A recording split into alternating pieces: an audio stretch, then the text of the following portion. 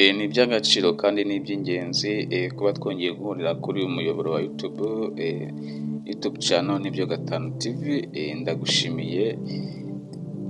Ndagushimiye kandi wowe ujya ubasha gufata akanya ukareba video zanjye, ni ukuri ndagushimiye cyane, ni iby'agaciro bikomeye cyane. Mwibutsa kandi yuko kino ni ikiganiro isi dutuye mugikurikira kuri YouTube channel Nibyo Gatanu TV. Kano rero kakaba ari agace k'ubuzima nk'ubusanzwe mukigezweho na Tom. Uyu munsi rero tugiye kuganira cyangwa se tugiye kongera kurebera hamwe ikintu cyafasha ubuzima bwacu cyangwa se ikintu cyafasha amagara yacu gukomeza tuyasigasira neza. Uyu munsi rero tugiye kurebera hamwe urubuto rwitwa avoka. Kugira ngo mwese murayizi avoka, urubuto rwiza cyane, rurahingwa ahantu hose uraboneka. Avoka rero nicyo kintu tugiye kurebera hamwe, kuko nayo abahanga mu by'ubuzima basanze ari ikintu cyiza cyane cyafasha ubuzima bwacu. Niyo mpamvu rero nayibazaniye kugira ngo tuyirebere hamwe uburyo yafasha ubuzima bwacu gukora neza. Nibutsa rero ko iyi YouTube channel Nibyo Gatanu TV, ushobora kuba uri mushyashya ukaba aribwo bwa mbere ufunguye cyangwa se urebye video zanjye za YouTube Nibyo Gatanu TV.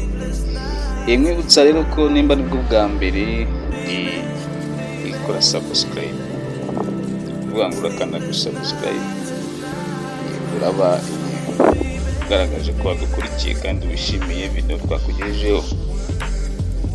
Abantu benshi usanga bibaza ngo ese ngiyo umuntu umubwiye ngo ukora subscribe, ngo ubundi ngo ibyo ni ibiki, ngo ari abenshi usanga bitavuga ngo tumoto gukorera amafaranga. Ariko nagira ngo mbabwire nk'abantu banjye rwose, iyo nkusabye uti niba ari ubwo bwa mbere niba utari bwakande kuri subscribe, nkagusaba ntiyikandeho, ni ukugira ngo urabona ko iyo ukanze subscribe just ni ukuvuga ngo ibyo turi gukora tuba tubona ko ari abantu babikurikiye.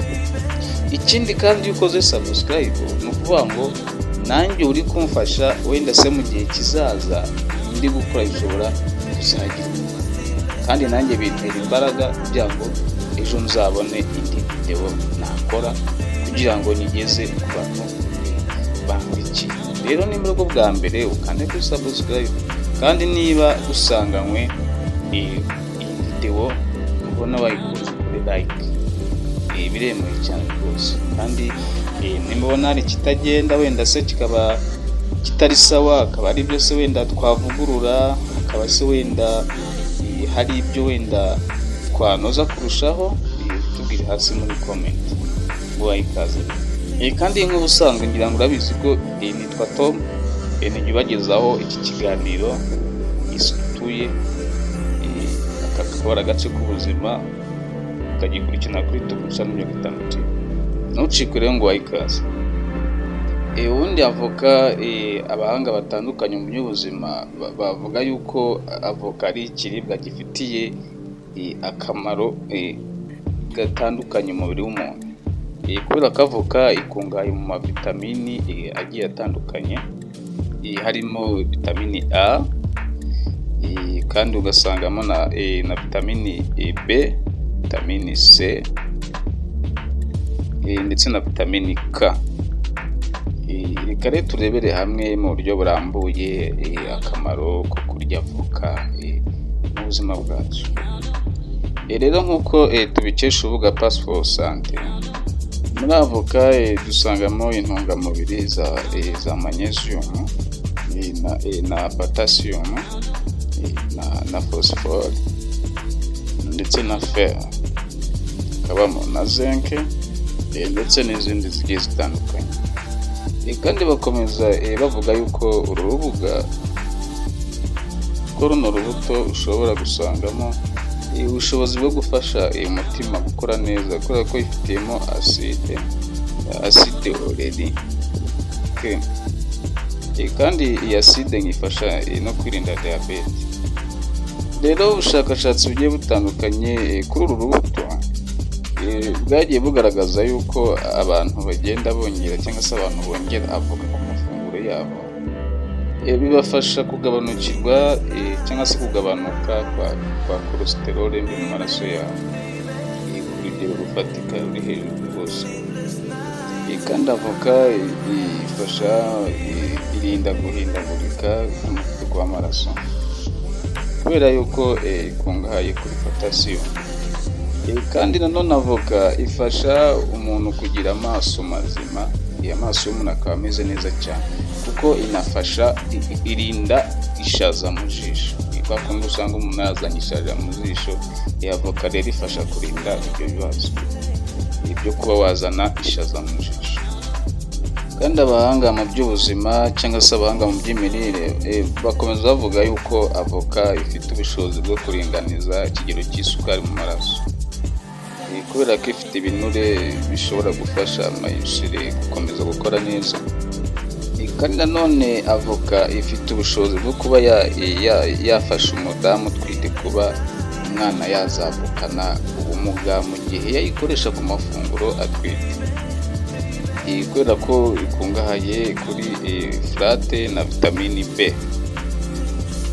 Ikaba ari ingenzi, iyi ngiyi ikaba ifasha umwana kuba yavukana ubumuga.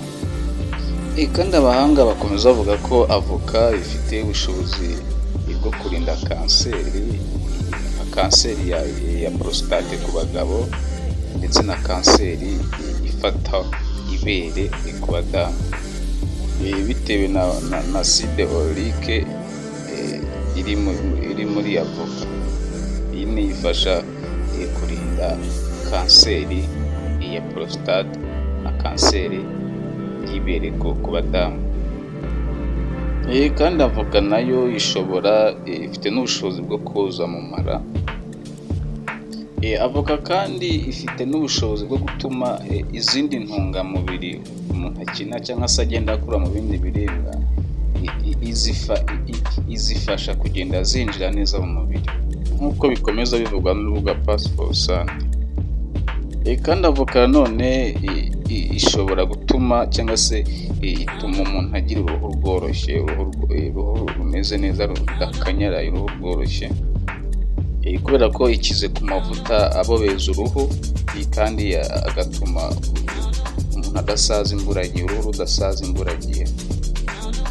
Kandi avoka nayo ifasha abantu bakunda gukora siporo, kubera ko amavuta ari muri avoka ntabwo ahumanya nk'uko abahanga mu by'ubuzima babigarukaho, ahubwo atuma amaraso akora neza, agatembera neza mu mubiri ndetse n'umutima ugakora neza. Rero nimba wajyaga ubona avoka cyangwa se wenda ukavuga uti ese avoka kurya bimaze iki? Avoka rero ni ingenzi kandi mwabyumvishe rwose ko avoka ni ingenzi ku magara yacu, kuko buriya iyo urebye ibintu turya nibyo bibasha kuba byatuvura kuko biba biri bitandukanye. Numva kuri avoka ni ikiribwa cy'ingenzi cyane, kandi rwose shimira wowe ujya ubasha kureba videwo zanjye, ndagushimira kandi nkwibutsa yuko videwo zanjye ntabwo njya nkoresha ibintu by'ibikabyo. Usange urabona ibintu by'ibikabyo, wenda ubone ikintu kuri videwo nufungura usange ntabwo ari byo.